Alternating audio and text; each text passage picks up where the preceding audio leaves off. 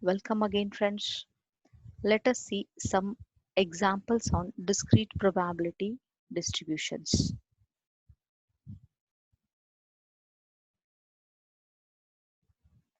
Consider the example of determine the binomial distribution for which mean is 2 times variance and mean plus variance equal to 3. Also find probability that x is less than or equal to 3. Now here it is given mean is 2 times variance. Let us call it as equation 1, and again mean plus variance is equal to 3. Let us call it as equation 2. Now mean of a binomial distribution is NP. We know it, and variance of a binomial distribution is NPQ. Now let us substitute these two in our equation 1 and equation 2. Thus equation 1 becomes NP is equal to 2 times NPQ. Mean is NP, variance is NPQ. Again in the second equation we'll substitute mean as NP, variance as NPQ.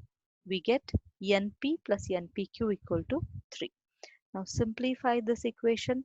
NP cancels from LHS and RHS. We'll get 1 equal to 2Q. That implies Q is 1 by 2. Now if Q is 1 by 2, then P is 1 minus Q. We know it. So P also becomes 1 by 2.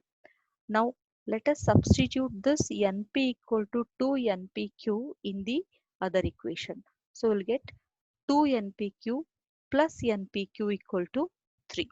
Substituting NP as 2 NPQ from the first this equation. Now we have 3 NPQ equal to 3. So NPQ is equal to 1. 3 cancels from both sides. So we have the value of P and Q already.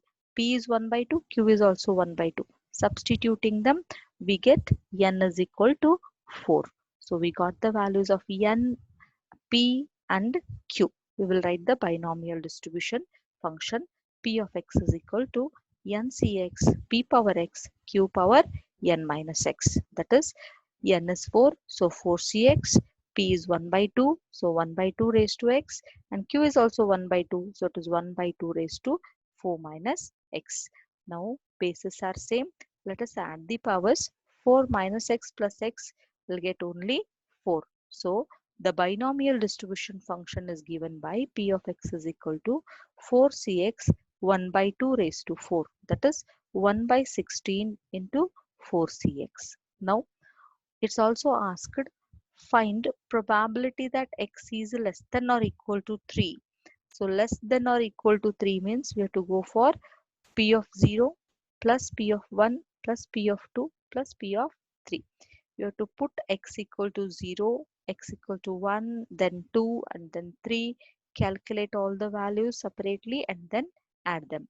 Or else we n is 4 here, can see. So we can even write it as 1 minus probability that x is greater than 3. So x is greater than 3 means we'll have only one value, that is 4, because n is 4. Now that becomes simple for us to calculate.